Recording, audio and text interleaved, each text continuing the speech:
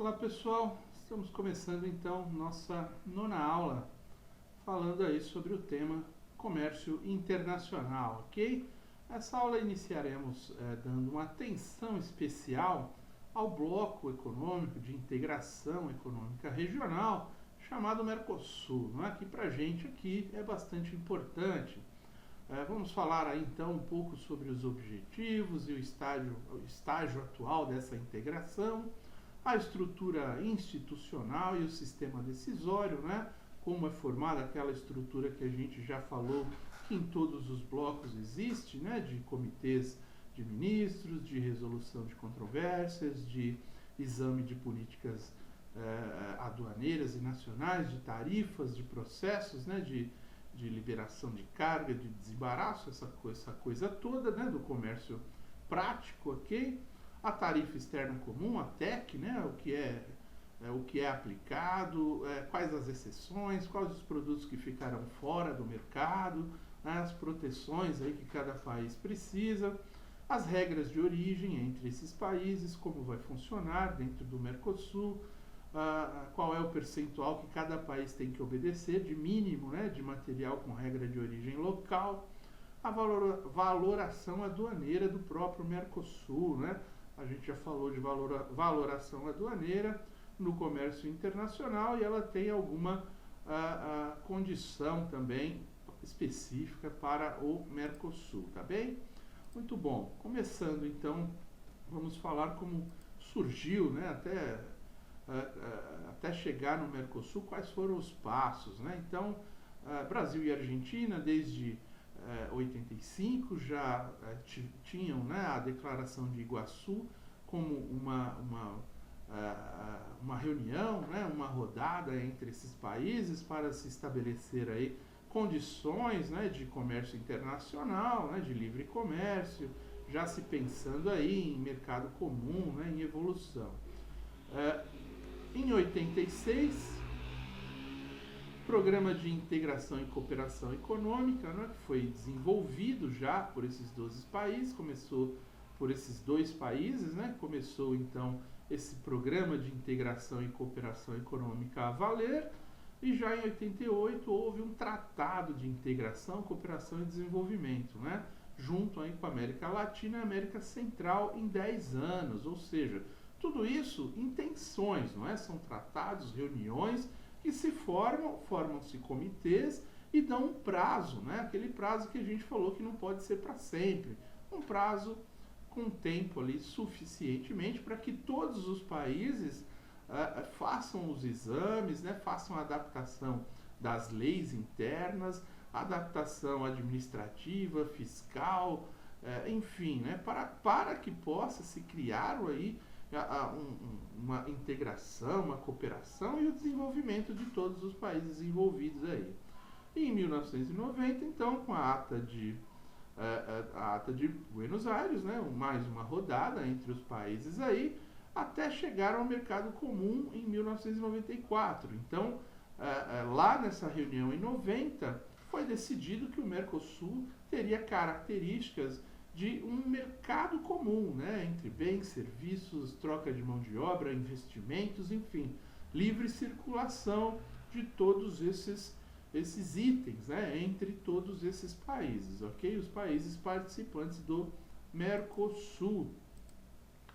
A assinatura do Tratado de Assunção ocorreu então em 91, né, já com a participação aí do Uruguai e do Paraguai, formando o bloco, né, inicial dos 4 países. Uma fase de transição de 91 a 94, então, com um programa de liberação de tarifária, né? Então, durante um tempo, o que valeria, o que não valeria, foi feito um programa de liberação tarifária, ou seja, aquilo que poderia utilizar uma TEC, uma tarifa comum, e aquilo que não, cada país usaria a sua tarifa para aquele tipo de produto, né? Para exportação ou importação né, dos demais países, para proteger de alguma forma ali a sua indústria, ou o seu mercado ali nascente, de alguma forma, né?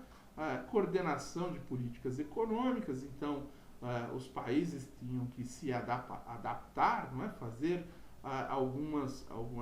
desenvolver algumas leis, criar algumas leis, algumas condições para que as políticas macroeconômicas pudessem ser mais aproximadas entre todos os países participantes. Foi criada a tarifa externa comum, que valeria para uma grande parte dos itens, não para todos, né? Existia um programa de liberação tarifária, como nós falamos, alguma coisa ficaria de fora. Adoção de acordos setoriais, né? Então alguns setores dentro desses países participariam, né, dessas tarifas externas comuns, desse mercado, né? Alguns setores não participariam, né? Por exemplo, como armas e munição, que não pode ficar fora, né? Enfim, o que poderia, quais eram os setores que fariam parte do Mercosul e quais não poderia fazer parte do Mercosul por haver alguma proteção, sendo uma barreira tarifária ou até mesmo uma barreira não tarifária, ok? Com a proibição daquele tipo de negócio entre os países dentro do Mercosul.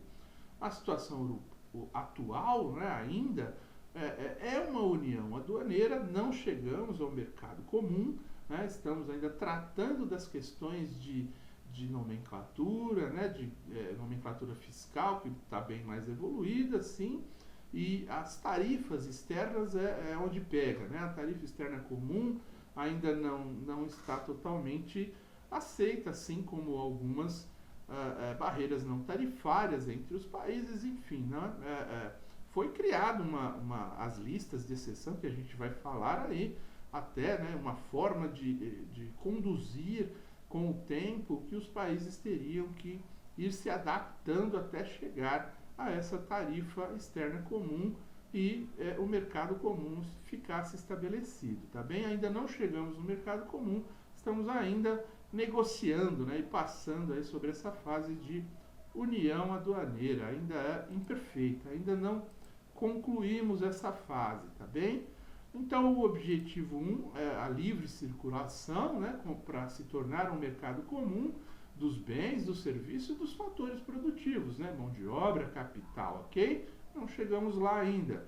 No estágio atual, ainda temos uma série de medidas antidumping e compensatórias, não é? Antidumping para evitar que um país venda algo muito mais barato, forçando um preço barato aqui para entrar no mercado, e medida compensatória, aquela que um subsídio, algo, né? Então, qualquer tipo ainda existem, né? Uma série de medidas antidumping compensatória entre os membros e até com terceiros países que precisam ser resolvidas, não é? Medidas de salvaguarda, né? Mecanismo de adaptação competitiva, conforme nós já falamos. Salvaguarda quando um país passa por alguma dificuldade e pede, né, um tempo dentro da própria OMC para ficar fora, né, não praticar uma determinada tarifa negociada ali com todos os países, porque aquilo prejudicaria sua economia interna, né, sua balança de pagamentos, enfim. Por isso a importância de se estabelecer quais eram as salvaguardas que ainda continuam valendo dentro do bloco, não é? Automóveis e açúcar também foi negociado que ficaria de fora, não é, desse tratado de uma certa forma, ou teria uma adaptação aos poucos, ok? Serviços, né, as áreas de serviços, aí, dentro dessas negociações, né, de livre circulação, o protocolo de Montevideo ainda não está em vigor, então os bens já estão valendo dentro de uma área de uma união aduaneira ainda imperfeita, mas os serviços ainda não se chegou a esse ponto, né? Então, como nós falamos aqui na nossa região, esse tipo de adaptação é muito mais difícil, né? E mesmo aqui, hein, com países que têm fronteiras, né? Entre si, aí, que podem tratar de uma forma regional bem mais simplificada as políticas comerciais, políticas fiscais, econômicas, elas são muito diferentes. Isso demora, então, nessas rodadas, nas negociações entre esses países, chegam-se a acordos de intenção, não é? Mas não acordos obrigatórios, onde todos realmente assumam, não é, a responsabilidade e façam aquilo valer dentro dos parlamentos dos seus países, enfim. É por isso que ainda não chegamos numa condição de mercado comum, né, de forma bem estabelecida, tá bem? O objetivo 2, além da circulação, para se tornar um mercado comum, seria ter aí a tarifa externa comum entre todos os países para todos os itens, né? Sem lista de exceções, sem nenhum tipo de adaptação. E uma política comercial comum entre todos os países valendo, não é? De forma que as legislações estivessem adaptadas, não é? Para liberação, para desembaraço, para pagamento de taxas, para livre circulação, né, de todos os bens, serviços e fatores de produção, conforme já falamos. Também aqui, né, existem exceções à TEC, né, que são as famosas listas de exceções aí, ok? Então foi negociado nessas listas de exceções que Brasil e Argentina teriam 100 códigos que fugiria das tarifas externas comuns, ou seja, eles poderiam, esses 100 códigos, até o final de 2015, tratar da maneira como queriam, ok? O que acontece, né? Quando chega em 2015, tem uma nova negociação, uma nova discussão, tem também existia lá, como nós veremos aqui, uma alteração semestral de 20% da lista, ou seja, então alguns itens saem, outros entram, essa lista é prorrogada ou não, isso aqui ainda está em discussão. Também já existia lá uma lista que o Uruguai, por ter uma condição econômica inferior, né, de transação, de PIB com os demais países, aí, com Brasil e Argentina, ele teria uma lista maior de itens, 225 itens, ele poderia manter fora, né, das tarifas ali, cobrar uma tarifa maior, ok? Também, né, de 6 em 6 meses, ele poderia substituir alguns itens, mas teria que ficar com 225 apenas, ok? E o Brasil e a Argentina com 100. No caso do Paraguai, 649 códigos, né? Bastante coisa, até 2019. Então as rodadas de negociação, elas vão aí tratando essas listas de exceção, reduzindo, né, essas exceções, trocando os produtos, né? Uns entram, outros saem dessas listas de 6 em 6 meses, e essa que terminou entre Brasil e Argentina em 2015, ainda existem resquícios, né? Ou seja, nem sempre a gente consegue levar o assunto até o fim, sempre fica naquela condição imperfeita, não é? Isso é um assunto que tem que acompanhar no dia a dia, porque todo dia sofre alteração, não é?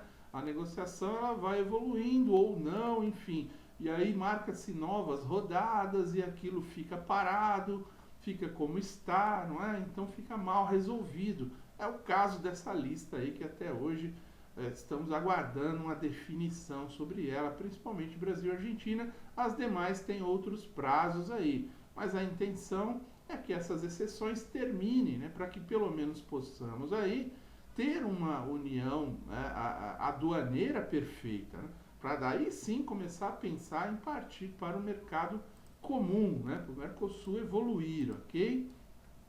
Ainda dentro desse segundo objetivo, né, falando aí da TEC, da política comercial, ainda tem umas outras exceções, né, para evitar qualquer tipo de desabastecimento interno, né, como é o caso às vezes da Argentina com o trigo, às vezes do Brasil com o couro ou alguma outra coisa, enfim, sempre tem. O couro é tratado de uma forma, o Brasil tem uma forma de proteger também isso, enfim, né, tem aí algumas situações que os países ainda precisam desenvolver melhor, não é? Barreiras não tarifárias, né, ou ex-tarifárias aí em produtos de tecnologia, em produtos de bem de capital, não é? Também tem um tratamento sempre diferenciado, ou seja, geralmente esses produtos são incluídos nas listas, tudo isso precisa ainda ser melhor adaptado, né? E aquelas perfurações até que podem acontecer aí em razão de prevalência da tarifa consolidada, se for menor, né? Se eu tivesse uma tarifa menor do que aquela que foi estabelecida como a tarifa externa comum, eu poderia mantê-la né, porque ela já está consolidada. Então, às vezes, a tarifa externa comum, ela pode até ser um pouco maior, porque os outros países tinham uma muito maior, foi negociada ali um meio termo, só que um dos países pode ter uma menor. Então, pode perfurar aí, né? Ou seja, não utilizar a TEC e utilizar a dele, que ainda é menor e ele tem condição de oferecer, de fazer aquela tarifa, de praticar aquela tarifa no seu mercado com os demais, sem sofrer nenhum tipo de problema, não é? Multiplicidades de cobrança também precisam ser mais bem estabelecidas, né? Precisam ter aí uma união também nos tipos de cobrança, né? Assim, como vai ser, quais os prazos, como nos contratos, né? De Incoterms, aí fixar maneiras, não é? Assim, então aqui pode-se pagar de diversos prazos, diversas maneiras, ainda é tudo muito aberto, né? Isso precisa ser melhor estudado, melhor consolidado, né?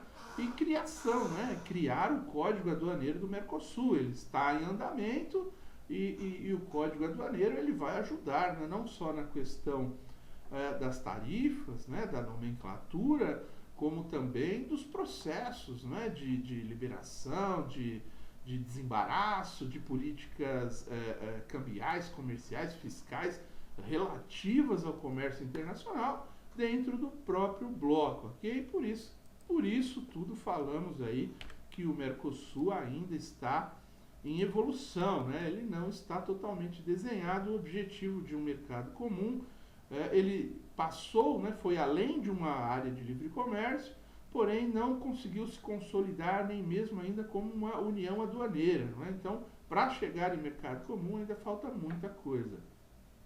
Objetivos 3 e 4, a coordenação de posições em fóruns econômicos, não é? Então, essas rodadas acontecerem de forma mais desenhada, de forma mais organizada, ok? Então, determinar quais são os países realmente que assumem, né, a condução de alguns fóruns econômicos, enfim. Tudo isso ainda no Mercosul aos poucos está melhorando, mas ainda não chegou numa condição de total equilíbrio, vamos dizer assim, ok?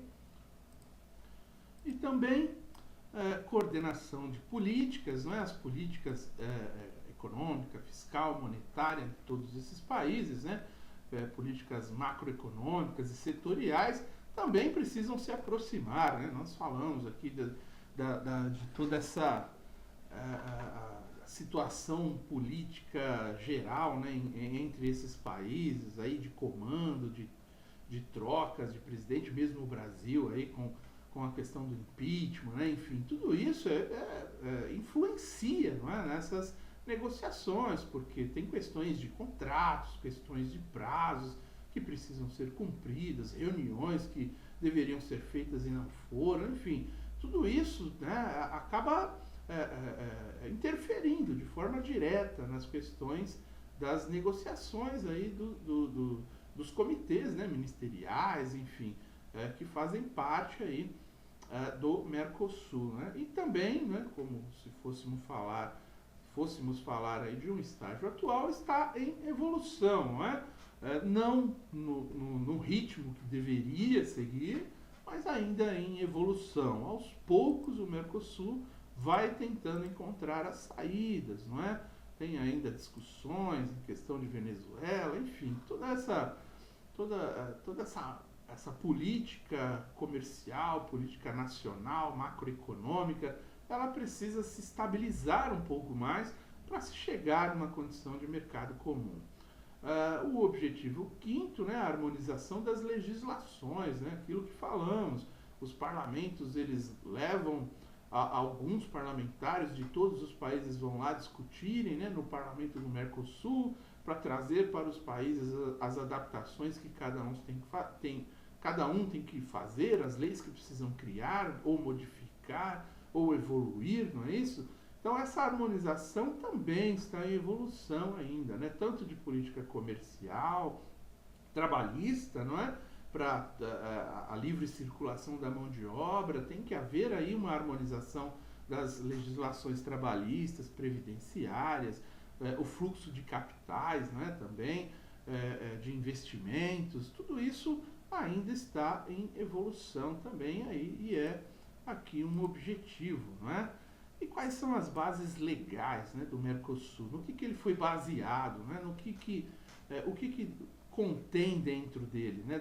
Então contém lá o Tratado de Assunção e todos os seus protocolos, assim como a OMC lá contém, né, o GATT, os acordos, enfim, tudo aquilo que faz parte do acordo constitutivo, né? Quais são os acordos, quais são os anexos, né? Aqui no Mercosul a mesma coisa, temos que ter lá o Tratado de Assunção e os seus protocolos, né? Então foi o tratado na rodada lá de Ouro Preto, em 94, ele tem uma personalidade jurídica, né? Como se fosse um órgão público, né? Entre os países, entre todos os participantes aí, e também o Protocolo de Olivos, também criado em 2002, né?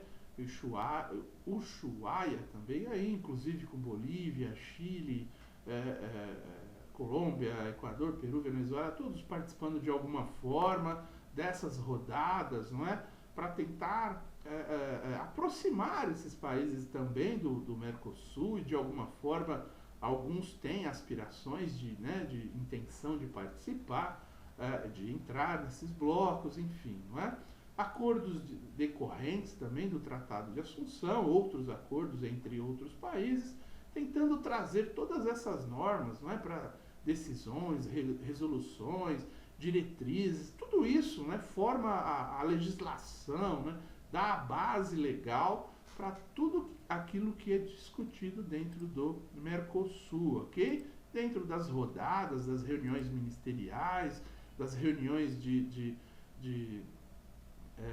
controle aí, né, de operação, de legislação, tudo isso é fundamental, tudo isso vai tornando base legal, né, dentro do Mercosul. E a estrutura do Mercosul, assim como a OMC tem sua estrutura, o Mercosul também, ele tem lá os órgãos com capacidade decisória, né?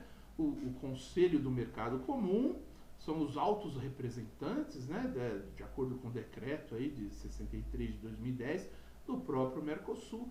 São os ministros que participam, né, dessas reuniões aí, e muitas vezes até mesmo os presidentes, né, de todos os países. Você tem o grupo do Mercosul, que aí são os representantes dos órgãos públicos voltados a comércio exterior em todos os países que se encontram, né, aqueles que estão abaixo aí dos ministros, né, os diretores, os analistas, os técnicos, ok?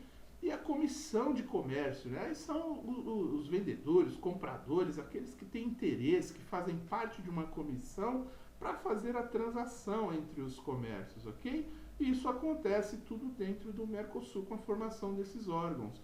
E além desses órgãos voltados a comércio, né, tem o parlamento para discutir toda a base legal, legislações, adaptações, evolução, não é? O Fórum Constitutivo Econômico Social, né, que aí, além de compradores e vendedores, também a comunidade, né, participa, todos aqueles que têm interesse no desenvolvimento econômico, social, urbano, não é?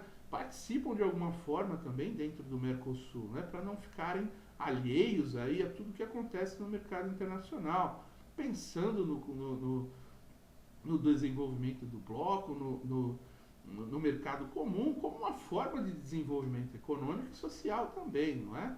A Secretaria Administrativa, que fica em Montevidéu, e você tem a Secretaria do Mercosul, que ela fica de 2 em 2 anos aí em cada país, enfim, isso vai se alterando conforme o próprio país, né? Porque também no Mercosul,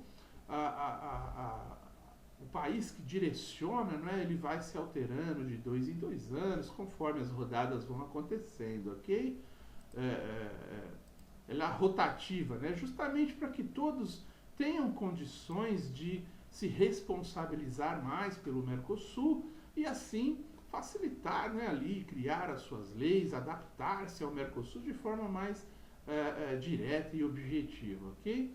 E a estrutura também tem lá o Conselho de Mercado Comum, né, que tem um órgão superior do Mercosul, não é, que participam também ministros, parlamentares, conduz a política, né? Então o Conselho de Mercados, vendedores, compradores, ministros, Itamaraty, o ministro de Desenvolvimento Econômico, Social, ministro de Comércio Exterior, né? De todos os países participam aí, conduzindo políticas de processos, né? De integração, assegurando o cumprimento dos objetivos. Nós acabamos de falar do Tratado de Assunção lá, não é? Os objetivos é livre circulação de bens, serviços, negócios, força de trabalho, não é? Fatores produtivos, enfim. O grupo do mercado comum também, né? Então o Conselho de Mercado Comum ele tem algumas funções, e o grupo de mercado comum que já é mais aberto, participação de várias áreas, né, da sociedade, com órgão executivo, faz cumprir as decisões, né? Aqui também tem os órgãos, né? Se não aqueles órgãos diretivos que são do Conselho lá, né? Por exemplo, a Receita Federal, os órgãos voltados à importação e exportação dentro do Brasil, e abaixo disso, né, tem as secretarias que vão participar do grupo, né, que vão colocar aquilo que foi decidido pelos conselhos, onde tem uma participação hierárquica mais forte. Depois você vai descendo, isso transformando dentro dos grupos, não é, de mercado comum, as decisões em ações, né, em atividades, cumprindo as decisões do conselho, ok? E as comissões do comércio, né, que vela pela a aplicação dos instrumentos aí, dos pactos, né, do que é negociado entre todos os países, né, da política comum, das TECs, enfim. Acompanha e revisa temas relacionados também com o planejamento, né, com as decisões, os pactos entre os países, as políticas de mercados, políticas comum, né, de conciliação, enfim. Tudo isso é feito dentro dessa estrutura do Mercosul, ok? O sistema de solução de controvérsias, né, ele também segue lá o que foi decidido na rodada, né, que foi criado o Protocolo de Brasília, junto com o Protocolo de Olivos, lá que criou o Tribunal Permanente Regional, né, lá. Então, Tribunal de resolução, né, permanente de resolução. Ele faz parte, é um órgão do Mercosul, onde são ali também determinados quem são os integrantes, né, do judiciário de cada país que participará desse tribunal permanente, para fazer ali negociações diretas, né? Tem ali qualquer tipo de manifestação de um país ou outro, esse tribunal tem 15 dias para se manifestar, não é? Tem o exame pela OMC, né, com recomendação de 30 dias, aí tem a arbitragem, né, como se fosse um tribunal chamado de ad hoc, né, um tribunal criado só para isso, né, com essa intenção, né, criado com 3 membros ali. Ele vai ter um laudo arbitral, né, que vai ter que ser adotado pela maioria. Todas as controvérsias, então, elas podem passar lá pelo Tribunal Permanente, né, de Resoluções, e vai fazer aí com que seja criado, então, através dessas discussões, os laudos, né, se passar da negociação, tiver impasse e precisar resolver através do tribunal, esse tribunal vai dar a solução para a controvérsia através de um laudo, e a maioria terá que seguir, terá que se adaptar, terá que cumprir aquilo que foi estabelecido pelo tribunal, tá bem? Dentro do sistema de solução de controvérsias, o Protocolo de Olivos também traz lá que o Tribunal Permanente de Revisão, né, ou de resolução, ele terá 5 membros, né? Tem uma instância única, pode ser revisto, né? Tem a segunda instância, tem órgão consultivo. Então, às vezes um país tem uma aspiração, ele, ao invés de já criar uma controvérsia, de entrar com um processo, né, ali para discutir na primeira instância A primeira instância é o próprio tribunal, né? A segunda instância seria recorrer ao OMC. Mas ou você faz uma coisa ou outra, né? Essa mesma instância única, a única coisa que ela faz é uma revisão ali de segunda instância. Numa outra rodada para se persistir aquela controvérsia, vamos dizer assim, né? O órgão consultivo não, né? Antes de entrar ali com uma ação, você apenas consulta, né, o tribunal ou consulta os próprios conselhos ali para que eles tenham uma indicação. No caso do tribunal, ele já vai dar uma indicação, uma negociação entre as partes, não é? Mas não chega a ser uma disputa, uma controvérsia, não há que ter um laudo aqui, não é? É importante, né? Se você for ao OMC e ao tribunal ad hoc, são facultativos, né? Assim, não é necessário ir, não solucionar, né, todos os problemas através do tribunal.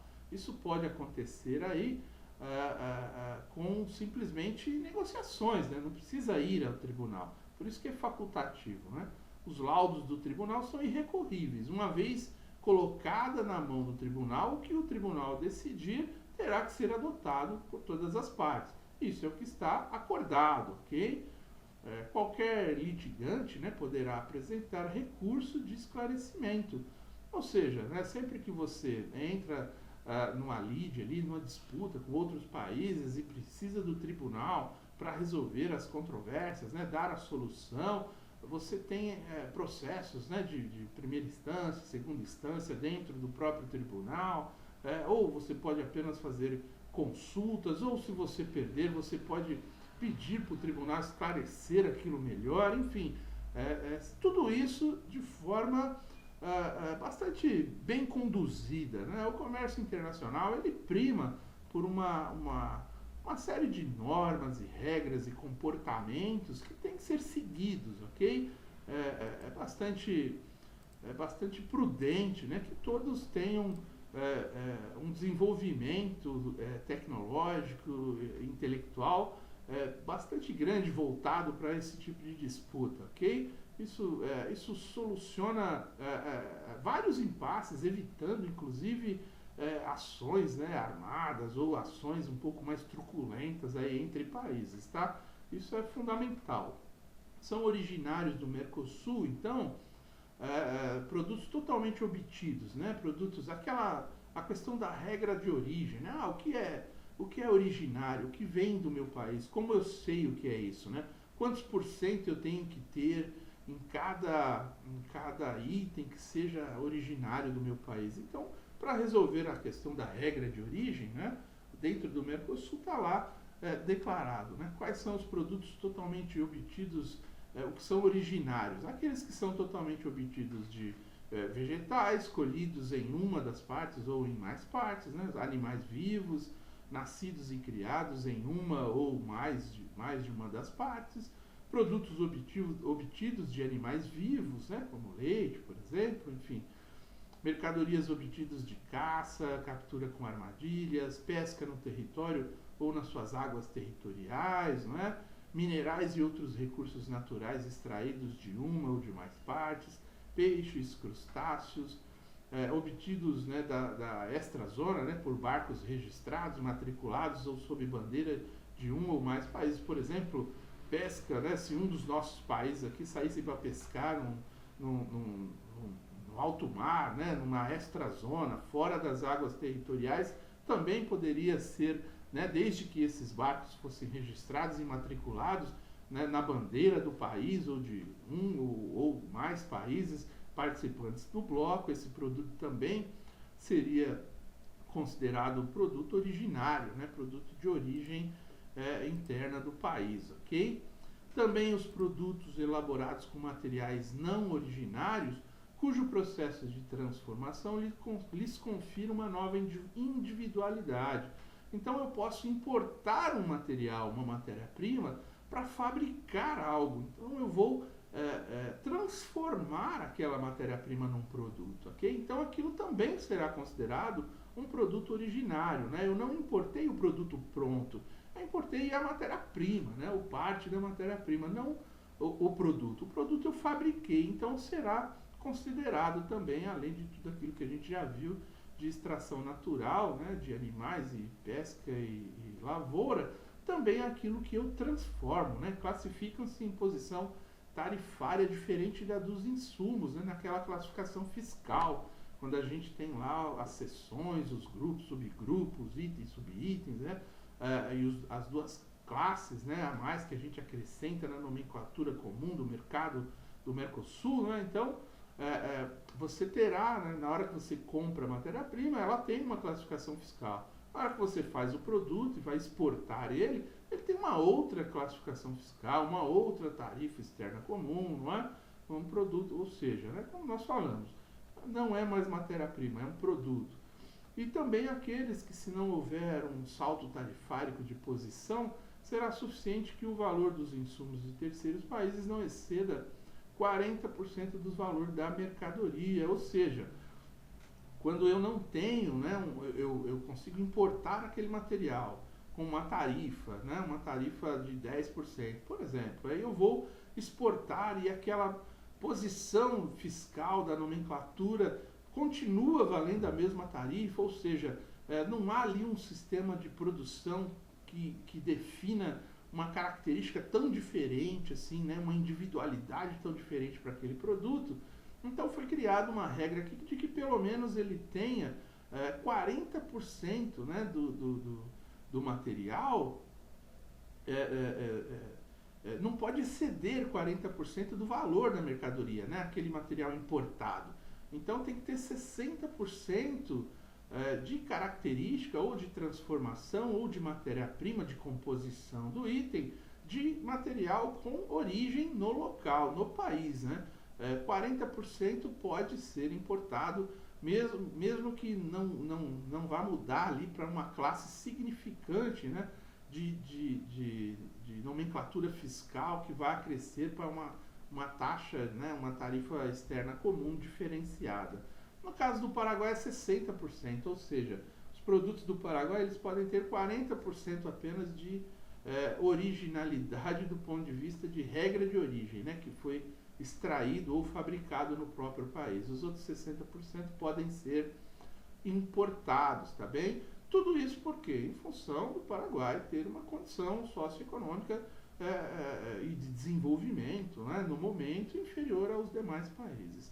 E qualquer outros requisitos específicos também prevalecerão, não é? Então pode haver aí algumas discussões sobre itens, não, mas esse item ele tem um processo de fabricação assim, o assado, e isso precisa manter, né? Pode ser menos que 60%, nesse caso. Então, assim, cada material, cada item, cada mercado tem a sua própria, pode ter a sua própria característica, tá? Em regra, o que nós falamos é isso aqui, 60% para todos os países e 40% para o Paraguai de mínimo, né, de regra de origem, tá bem? E aqui por último, para finalizar o papo de Mercosul, esse quadrinho aqui, ele é um pouquinho antigo, eu tentei achar um mais atual, mas com essa disposição eu não achei. Esse é de 2012, mas infelizmente, né, porque a economia de alguns países aqui não andou muito, principalmente a nossa, não é? Então aqui nós temos a posição consolidada de PIB e população, só para você ter uma ideia, né, de quem faz parte do Mercosul. Não, a Venezuela está aí, né, faz parte, mas ingressou, né, há pouco tempo, mas está aí numa posição quase que em suspensão, né, está suspensa, enfim. E os países que participam e aqueles que não participam, mas que podem se aproveitar, a condição do PIB é essa aí, né, de população também. O Brasil teria que assumir uma posição muito mais de liderança, né, na América Latina, faltando isso ao Brasil, essa posição, né, vamos dizer assim, um pouco mais à frente, principalmente nas questões que nós estamos falando aqui, de liderança do comércio internacional, né, de liderança de negociações com outros blocos. O Brasil tem que assumir essa postura de liderança, porque vejam a questão do PIB aqui, né, em 2012, 2,4 trilhões de dólares. Estamos falando aí de, multiplicando por 3, é 6 e... o PIB de 2016, se não me engano, ficou bem perto disso. 6 trilhões e 600 bilhões de reais, não é? Então, assim, e os outros países, assim, não chegam nem perto, né? Então, o país tem... nosso país tem essa obrigação, precisamos assumir mais essa posição na questão de mercado internacional, ok? Muito bom, finalizamos essa aula por aqui, continuamos na próxima aí, avançando sobre assuntos ainda de comércio internacional. Até aqui agradeço, muito obrigado, até mais.